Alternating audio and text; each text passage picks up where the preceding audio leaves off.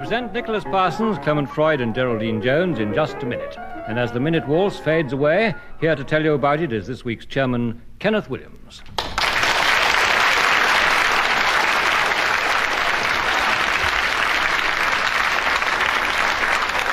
Thank you, yes, it is me, your own heart-rendingly lovable Kenneth Williams.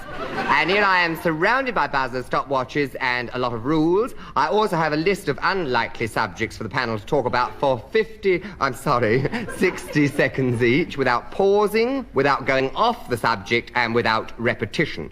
In other words, keeping going and sticking to the point and not repeating themselves. Now, it's Nicholas Parsons to start, and your subject this week is the days of the week starting from now. Monday, Tuesday, Wednesday, Thursday, Friday, Saturday, Sunday. Mardi, lundi, mercredi, jeudi, vendredi, samedi, dimanche. Lunes, martes, miércoles, jueves, viernes, sábado, domingo. It's so interesting sometimes to listen to the wireless and you hear the announcer say that tomorrow will be muggy, followed by tuggy, weggy, thurgy, swaggy, and soggy. And of course soggy are so many of the days of the week in this country. Wet, miserable, and eventually so wet that you sometimes wonder why you ever get up in the morning to face the British weather. Now, the days of the week that... Clement Freud, what grounds are you challenging? Repetition. Repetition, yes. Well, I think you're justified there. Yes, I think there was a bit of repetition there. Yes. What did I repeat? Well, I can't exactly recall what, but I know there was a feeling. Well, perhaps you better ask the audience. Do you think he was repeating himself? If so, cheer. Yeah. Oh, well, that's I admit it. Oh, there was repetition. Right, well, there's a point to you, Clement Freud, and you have the subject, the days of the week, starting from now. The days of the week is situated in the Chapter Hall of London University and is one of the most splendid buildings of its kind anywhere in any European capital city. The president of this...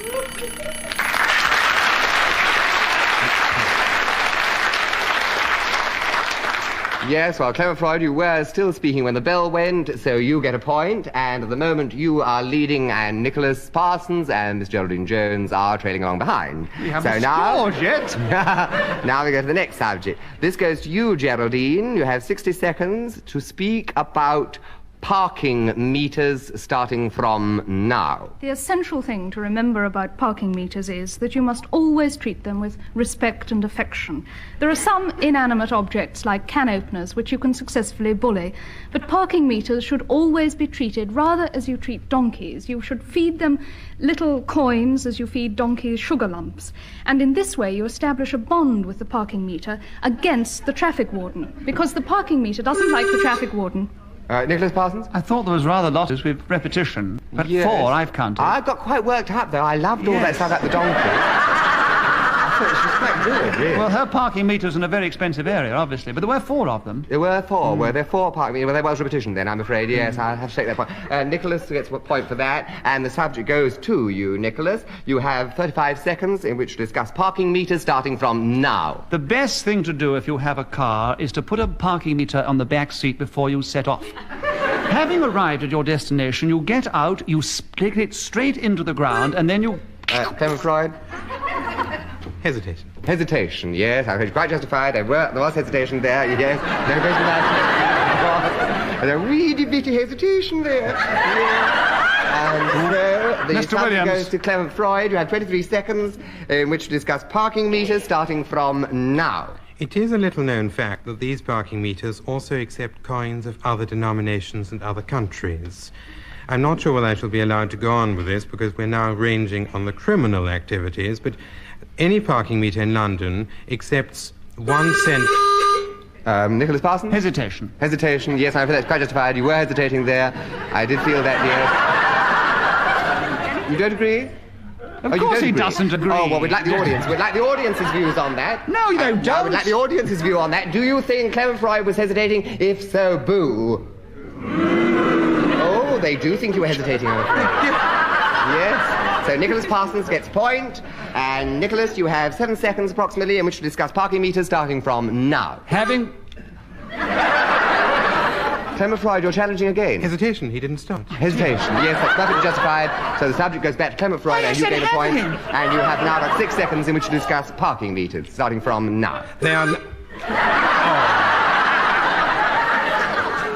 Hesitation. Parsons, on what grounds are you challenging? Hesitation. Hesitation? Exactly the same as me. He got me on that. I'll get him as well then. I will not have my authority flouted. I am the chairman. No, don't laugh, it's wicked. I am the chairman. Yeah. Now, I've got to I don't decide. want to flout with you, I Kenneth. can't keep on appealing to the audience. You must understand. Now, you retain the point, Clement, and you must discuss parking meters. You have approximately 5 seconds, starting from now. In Northumberland Avenue, these parking meters are situated at 5-yard intervals.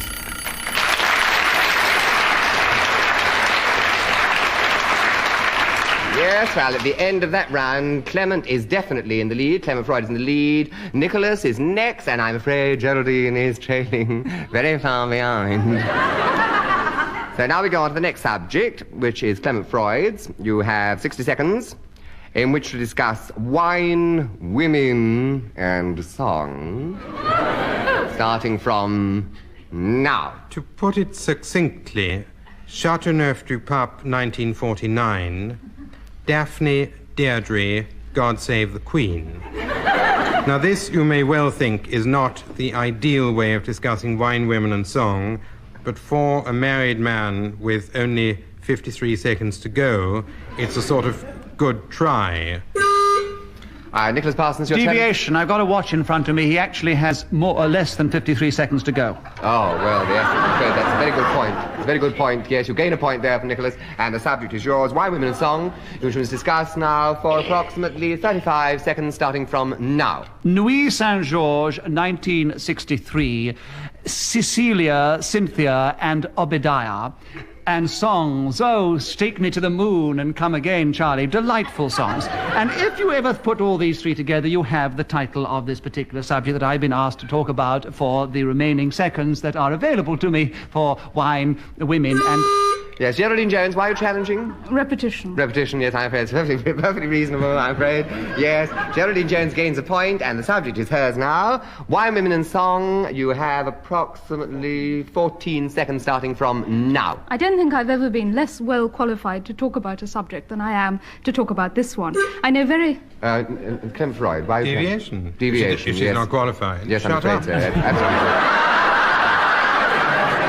perfectly reasonable, I must say. Yes.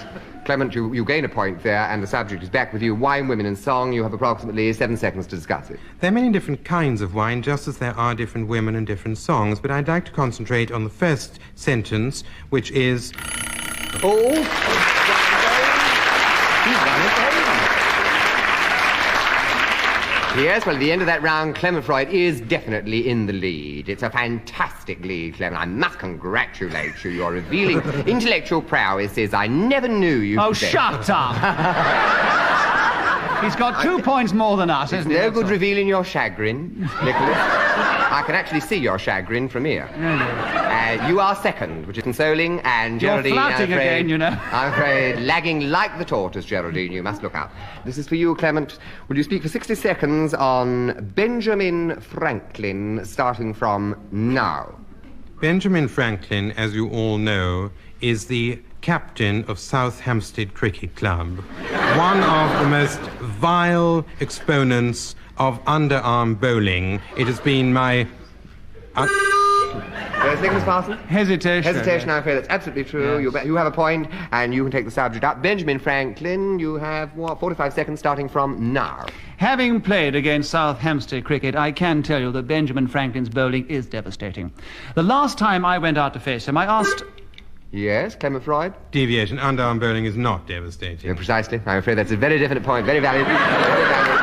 Yes, you get 1 point, Clement, and the subject goes back to you. Benjamin Franklin, you've approximately 35 seconds starting from now. Since I first met him, he has been transferred to West Hampstead Cricket Club, for whom he bowls overarm googlies, which are quite dangerous. He interposes these with Chinamen from time to time, but... Yes, Nicholas? While I know it's a cricketing phrase, to me it is very devious to throw a Chinaman. Throw a Chinaman. He was throwing Chinamen, and Yes. it sounds to me very... He said they were dangerous, too. Dangerous Chinamen. bowling. Yes. Yes, I think it's a practice which should be frowned upon. Yes. I don't think Chinamen are there to be thrown about. And that's an absolutely valid point. Yes, valid point. And you gain a point in so doing, and you have the subject back. You have approximately 20 seconds in which to discuss Benjamin Franklin, starting from now. Of course, when I played against him and he was playing for West Hampstead Cricket, some of... This is Geraldine Jones. You're challenging. Repetition. He was playing against him last time you talked. Yes, we've heard an awful lot about that. A different club. He's No, moved on. nonetheless, my Mr. rule Freud must prevail. We've heard an him awful on. lot about it. Yes, Geraldine Jones gets the subject. You've approximately 15 seconds, Geraldine, in which to discuss Benjamin Franklin, starting from now. The only Benjamin Franklin I have ever heard of, as the audience has only ever heard of him, is the American president. I don't quite know when he lived, but I believe that he has his head on some American coin, and all Americans, being patriotic people, look upon him with a sort of friendly benevolence.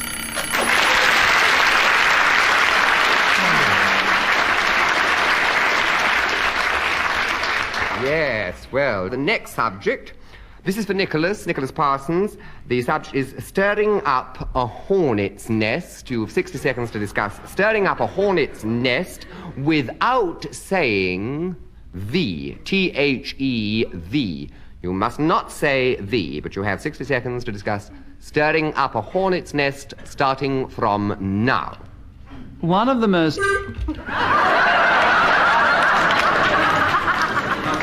Yes, that's perfectly true. Yes, it was the, wasn't it? He said the, Clement. Yes, you're quite right. You gain a point, and you have the subject stirring up a hornet's nest without saying the, starting from now. One of a very unusual series of accidents befell me when I met some hornets walking down a street in Bayswater Village, which, as you all know, is outside Wiltshire Crematorium near Shaftesbury. These animals buzzed around my head in a perfectly alarming way, and an elderly sexton came up, asked whether perhaps he might be of assistance, to which I replied that would be an exceedingly kindly action, and touched my hat. Hornets... Yes, Geraldine. Hesitation. I'm afraid there was a little hesitation there, yes. You gain a point, Geraldine, and you have the subject stirring up a hornet's nest without saying the, and approximately 20 seconds to do so, starting from now. So rich is our language in imagery that I lived to a great age before I realized that hornets were in fact wasps. I had always assumed that stirring up a hornet's nest meant simply making trouble accidentally. Clement Freud? Hesitation. Hesitation, yes, quite definitely. Hesitation there. You have 1 point for that, and you have now got about 4 seconds in which to discuss stirring up a hornet's nest without saying the, starting from now. Which does mean making trouble to some extent, but not...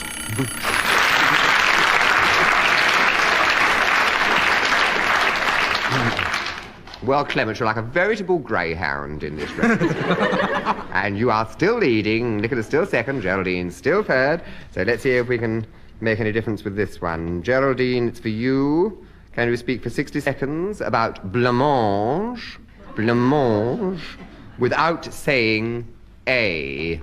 A. The letter A is on the card, not E-H. The letter A. You have 60 seconds starting from now. I have long cherished the ambition to make blancmange a sort of ammunition. Yes, I'm afraid you did say it. And Clement, I presume that was what your challenge was about? Yes, it was. Yes, you win a point, and you have the subject. You have to discuss, you have 55 seconds to discuss blancmange without saying A, starting from now. Blancmange, I seem to recall, is the race that takes place in France. Nicholas, why Hesitation. Hesitation, yes, I'm afraid there was hesitation there. So Nicholas gains a point, and you have the subject, Nicholas. Blancmange, without saying A, starting from now. Blancmange was the most revolting matron I can ever remember. Geraldine? Hesitation. Hesitation? Monsieur Williams. Do the audience think he was hesitating? No, if you do, you do. Now, come along. If you think he was hesitating, please say boo. Oh, well then, Geraldine, you win. You get the Well, point. not say cheer. As Geraldine gets the point, you have approximately 40 seconds starting from now. There would be no deadlier weapon than blancmange. Imagine a fleet of jet... Clement Freud, why are you challenging? Imagine a fleet. Imagine a fleet. That's quite true. You did say it, I'm afraid. So you lose the subject, and it goes to you, Clement. Blancmange, without saying a... You've about 35 seconds starting from now. Blancmange is the stickiest, ugliest, greasiest, most gelatinous substance in the... Yes, Nicholas, why? Repetition of adjectives.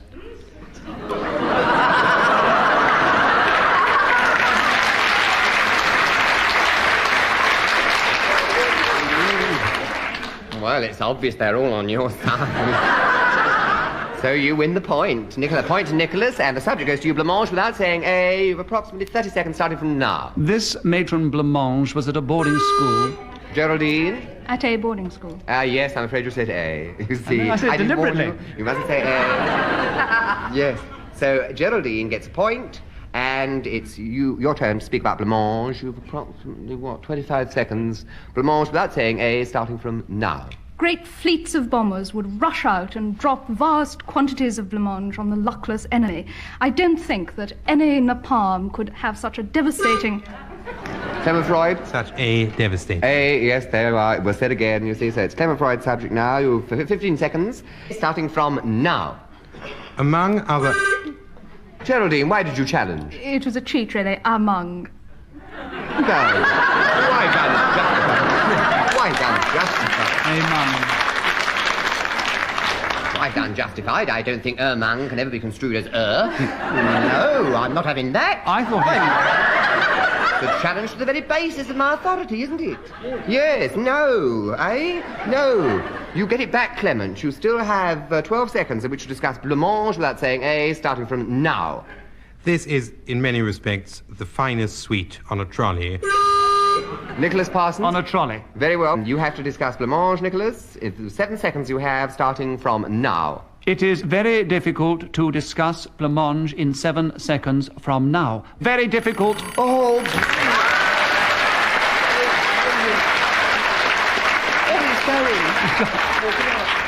Oh, I was very worked up there myself. Oh, look, it's narrowing. The gap is definitely narrowing. It's Nicholas creeping up on Clement Freud, so Clement will have to watch it, and Geraldine still lagging a long way behind. So, the next one goes to you, Clement. You have 60 seconds in which to discuss yodeling without saying and, A-N-D. You mustn't say that at all. So, you have 6 seconds to discuss yodeling, starting from now. Yodeling is an art form for which I myself have very little time indeed. It is performed by elderly Swiss up mountains, which they achieve this noise, I mean to say, by... Yes? Hesitation, yes. Well, Geraldine, you get a point, and the subject goes to you, yodeling without saying and, about 45 seconds, starting from now. In my opinion, yodeling should never have been allowed to escape from the Alps, where there was a reasonable chance that very few people would ever hear the ghastly noise that yodelers make. Unfortunately, pop singers caught on to the idea that yodeling in a much adulterated form could make a nice record, and so they... Clement Freud, what's the basis of your challenge? And, yes, you did say it, dear, I'm sorry. Yes, you weren't very nice about yodeling. I do that in my bath. I thought it was very rude. So, you get the subject back, Clement. Yodeling without saying and, about 35 seconds you have, starting from now. I once did a program on television with Frank Ifield when he spent most of the 28 minutes allocated to the production in producing this fearsome noise to the absolute horror. Geraldine, you're challenging? Hesitation. I didn't feel it. I didn't feel that. I didn't feel you really hesitating. So I'm afraid you lose that, and you lose a point, I'm afraid, yes. And you gain a point, Clement, and you have left 5 seconds in which to discuss yodeling without saying and, starting from now. This is particularly exciting in the mountains of Lithuania when you... Half a second to go and you were challenged. Who was it challenged? Nicholas, you challenged. What was the basis of your challenge? Deviation. They do not yodel in the mountains of Lithuania. Oh, don't they? No. I didn't say they did. He didn't say they did. What did you say? In the mountains of Lithuania, you hear very few yodelers. Ah, well, very valid. If he had let me speak. Very valid point. Well, yes, it's a very valid point. It goes back... Twisting you round your flubber. No, I couldn't be. I'm a man of enormous integrity. I've got a great integrity. Yes, we get it back to Clement. You have half a second And he's got an discuss enormous without score. saying and starting from now. Very few. Yes, you've won again. Oh, yes. Well, Clement is fantastically in the lead. You've dropped again behind, I'm afraid, Nicholas. And Geraldine third. Now, this is one we can catch up, Geraldine. It's for you. You have 60 seconds in which to discuss applause, starting from now. Applause is really rather like money. It's much nicer to receive it than to give it. If you're sitting in the middle of an audience and you have to clap, the chances are that you'll feel your individuality slipping away from you. You're just one of a mass of ordinary people. If, on the other hand, you're on the stage and you're receiving the applause, you feel tremendously exhilarated. You think all these good people out there are clapping you, just you, and you can... Oh, what a pity. Nicholas Three challenge. U's, you know. You. Yes, Repetition. you are right. My sympathy, though, was engaged. Oh, I know my sympathy, but you see, Clement Freud's still in the lead. I've got to fight. Yes, you have. see. You've got to fight. Yes, it's perfectly right. You get 1 point. Yes, and it's your subject then. Your subject, applause, with 35 seconds starting from now. There are different kinds of applause. There is the slow hand clap, the fast hand clap. There's one that comes like a pistol shot. It's usually somebody just swatting a fly. There are some that makes you sound as if a barber was stropping his razor. But of course applause basically comes from that old Latin one, plor and al. Now Al was a very interesting chap in Roman times. He was the one who walked over the Alps with Hannibal, and when he got to the top...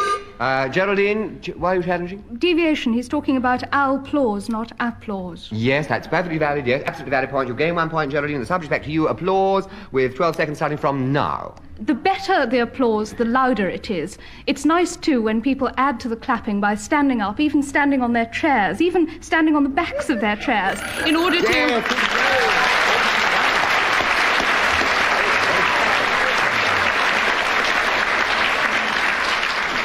well, our little lady won that round. I think that's really wonderful. Isn't that wonderful? Yes, and more power to your elbow, darling. Geraldine creeping up a little now, but Clement Freud, I'm afraid, still in the lead, and Nicholas still second. So we go to the next subject now, which is for Clement. Clement, will you talk for 60 seconds on annual reports, starting from now? Annual reports have an extraordinary tendency of coming once a year. They're made by chairmen or managing directors of companies at boring meetings where the news that are given them are only alleviated to some extent by the handing around of food and drink. Many of the food-producing companies on the stock market have these annual meetings in hotels, and shareholders only turn up to get a small parcel of goodies like bacon, beer, and fried potato crisps, which they then take out. Yes, Nicholas? I don't think the bacon, beer, and potato crisps has got anything to do with the annual report. I consider that to be deviation. Yes, I'm afraid you're absolutely right, and you gain a point, and the subject is yours. Annual reports with 20 seconds starting from now. I'm sorry that you asked me to talk about annual reports, because it is a very difficult subject. Oh, yes, Clement Freud, you're challenging? Deviation. Deviation, yes. It was his own fault. Quite so, it was. Yes, absolutely true. Absolutely true. Yes, and the subject goes back to you, Clement. So you have 20 seconds in which to discuss annual reports starting from now. Because the financial year finishes in April, annual reports tend to take place in the early months of the year so that the budget can take into account... Geraldine? Hesitation. Hesitation. Yes, there was a little hesitation there. You gain 1 point, and the subject is yours. You've approximately 8 seconds to discuss annual reports starting from now. The only possible way to make annual reports interesting is to invent them. There is nothing more fun than sitting at a committee meeting when you know that all the people present have been present at the meeting. Oh, and you've won that round. Oh, well, this is fantastic. You're really creeping up, darling. Oh, this is wonderful. You're level now with Nicholas Parsons. Isn't that fantastic? Yes. So both of you are miles behind Clement. Next one is... Oh, no, that's the end, isn't it? Oh, that's the end. We can't have any more. No, so that's the end, I'm afraid, of... Wait a minute. And we'll be back at... What's that? Deviation is called just a minute, not wait a minute. Oh, is it?